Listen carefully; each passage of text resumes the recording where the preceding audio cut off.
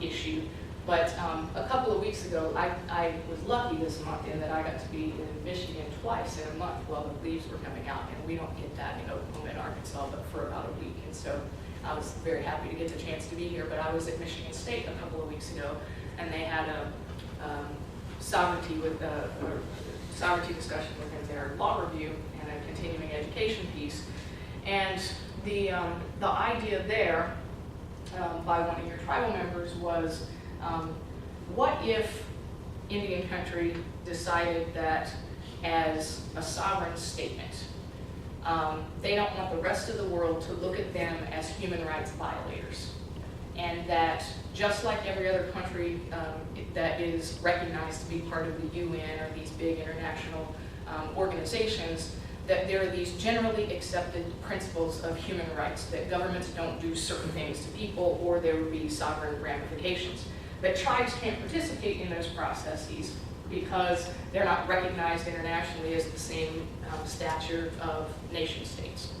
And her proposal is, well, what if we just did that on our own? And we said, they might not recognize us as nation states internationally, but we're saying that we are. And we enter into a treaty with all the other tribes in our area, and maybe that we're culturally connected with, or maybe that we're not, so that we have some external pressure on ourselves, even though it's external tribal pressure, to do the right thing vis-a-vis our people. And so when there's citizens who are claiming that they've been fraudulently disenrolled, or when there's citizens who say the tribal government has violated my civil rights, and they don't feel that they can get any remedy in their own court, is there some other external accountability that we might go to? And so we were talking about, in an academic setting, why or why not that would work, you know? And first answer was, well, everyone would be very raw sovereignty, and I'm not giving up my sovereignty to this external piece because I don't want anybody on the outside telling my tribal government what it can and can't do. And then I talked about something that it's kind of running through the theme of this talk too, where I talked about that we have a sovereignty self-esteem problem, in that we don't think about our sovereignty the way that we think of every other government's sovereignty. And part of that, again, is by maybe the way our own community culturally thinks about what a government is. Maybe it's an outgrowth of what the federal government tells us we have the power to do, but maybe it's some collective thing of all of these items that I'm talking about, where, for better or worse, our people just don't think about our government as having the same legitimate powers as other governments, and why is that? Okay? So that culture of disconnect is well, the tribe should be able to do this, but they can't write me a ticket for a hacking violation, or the tribe ought to be able to do this, but they can't impose this tax on me.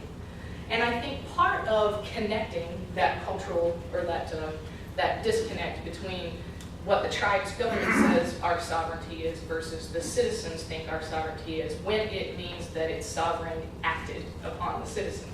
Right? I think there's uniformity in Indian country when we think about tribal sovereignty, when we think about sovereignty, tribe versus state, or tribe versus the federal. Yeah, we have all the sovereignty in the world when we posture it this way.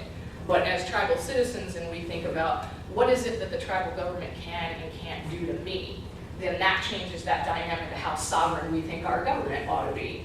And part of that has to do with whether we trust our governments, and part of it has to do with whether we feel fully engaged that there would be a remedy there. Another example of that, and you'll have to forgive me, Alec, because you've heard this one once before, but 7 years ago, I gave a talk at the Federal Bar Conference out in Albuquerque, and that's the biggest one. There's about 700 attorneys out there, and it is a rah-rah sovereignty fest. It's 2 or 3 days of go get re-energized, we're gonna fight the man, our sovereignty comes first, no matter what, and you've got the Department of Justice, Indians who've gone to DC and then they come out there for a couple days and they're ready to go home and be tribal attorney again, and it's this real re-enthusiasm of what tribal sovereignty is. And so I'm giving a talk about the federal government and how bad they've screwed up trust lands and trust money management. It's right in the middle of Cobell. And so, I said, well, how many of you are happy with the way the federal government's, dealing with our lands? Oh, no. How many think we need a new system? Yeah, we need a new system. How many of you, have allotments? Well, I've got an allotment.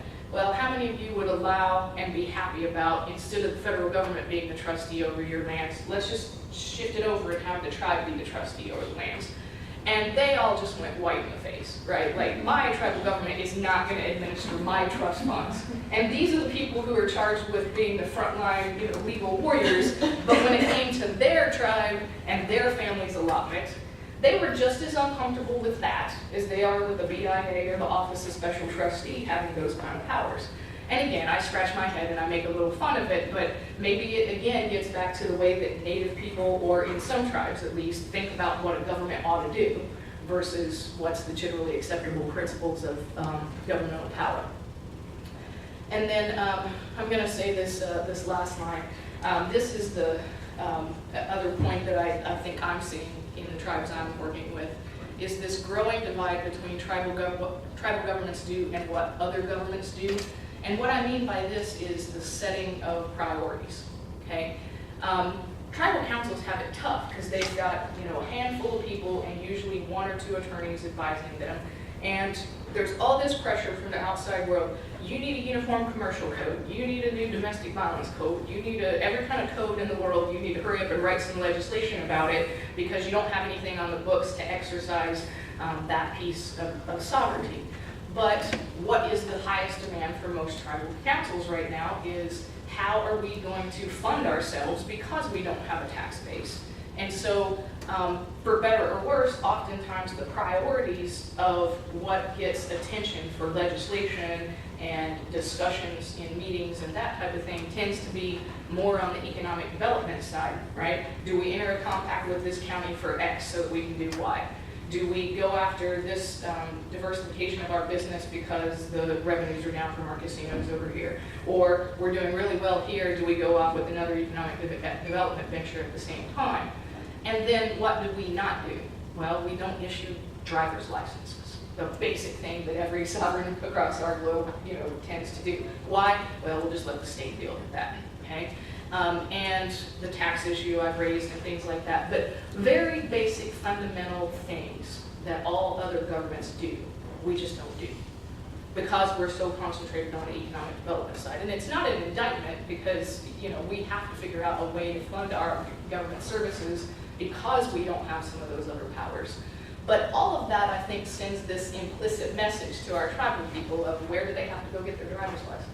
Over here. So are they a Michigan citizen? Yeah, right? And when they think about governance, what do they think about? These very basic no-brainer type government service things that they go elsewhere for versus what do they come to the tribe for? And it's back to this, my benefits I come to the tribe for. But when it talks about government services, really, I'm going over here. For roads, for things like that.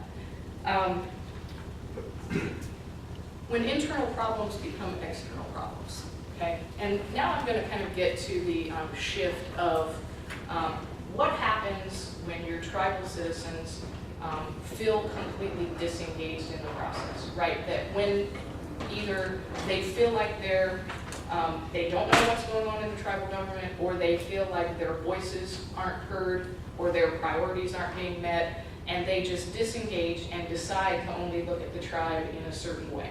Now that can go a couple of different directions. You can have the, I'm disengaged in my head, but totally engaged with my free speech tribal member that is on every blog and every Facebook page blasting the tribal government. Those are not the people I call disengaged. I call them highly engaged because they're the ones that they're paying the most attention to what the tribe is doing, even though they're negatively critiquing what the tribe is doing. But those people are highly engaged, okay? Then there's the people who maybe come to the annual meeting, maybe vote in elections, but if you ask them, what's the tribal government doing this week, what's council voting on next month, when was the last time we did X, Y, and Z, or there's some economic development project that doesn't have the tribe brand on it, and they would have no clue that that's the tribe doing that. It's just sort of a go with the flow. And that's the basic all-American kind of person, right? I'm feeding my kids, I'm walking the dog, I'm working my job, and I don't have time to think about that kind of stuff. And then you have the actively disengaged people who have never voted in their whole life, could care less what the tribal government is doing until they need a scholarship or something like that. And that's kind of the continuum. Now, I have here what happens when those internal problems now have external ramifications. And the first bullet point here is the highly engaged but disgruntled tribal member on this end, okay? And the problem there is that those are the people who tend to get so fired up that they feel disengaged and you're not giving them information, that they will go lobby externally against tribal interests, okay? So you have things like back in the late 60s when we had the Indian Civil Rights Act passed in Congress, right? How did that get passed? Congress is not sitting around in all of their spare time thinking about tribal courts are disenfranchised or are not giving people due process or not giving people trials. What happened? You know, for lack of a better term, there were some pissed off tribal members who either got a raw deal in their government or felt like they didn't have due process or got their kids taken away and then didn't get a court hearing or something like that, whether it's reality or in their head. They're fired up because they feel like tribal governments don't have to have the same civil rights accountabilities as others, and so let's go try to do something about it. So that's an extreme example where we now get this Indian Civil Rights Act imposed on tribal governments that now till the end of time, we can never have jurisdiction sentencing above 1 or 3 years. We can only hear these certain kinds of cases, and it's damning on tribal sovereignty, but you push people to the point by not giving them an internal voice that you have that. Now, I'm not saying that fixing a website and engaging your tribal members are gonna stop that, but it could cut down on it if they felt like that there was a voice that they had locally where, you know, the folks that went to lobby Congress at the time, at least the testimony was that, you know, things were happening and they would go to a tribal council meeting and they would shut the door and not even let them talk. And so you push fringe behavior by completely excluding people from the process. The second point, declining access, I misspelled my slides, access to financing and economic development because of perceived instability or disenfranchised voters. All right, this is the one that I think is very real, and that's the example of when investors in declining economic times are deciding where to invest their money and whether a tribal government or tribal community is a safe enough bet.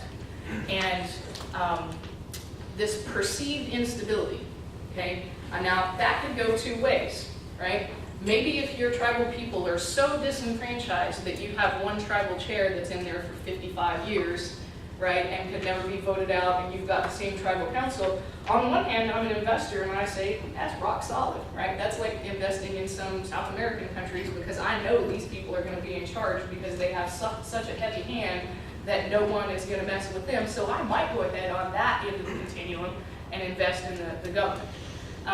But most likely, that perceived instability by just having very few people participate in the process could lead to situations where you're not going to have outside investors be as comfortable. And maybe it's that they'll still give you the money. But I've been working with a lot of people who are economists, and they're their own breed of people. But I've been working with some economists that are really trying to look at why some tribal economies thrive and why others don't. And they're looking at political participation and process. And you know, the bottom line here is that perceived instability might not mean that you can't get a loan, but they're tracking over a couple of decades the loan terms that tribes get based on perceived external instability.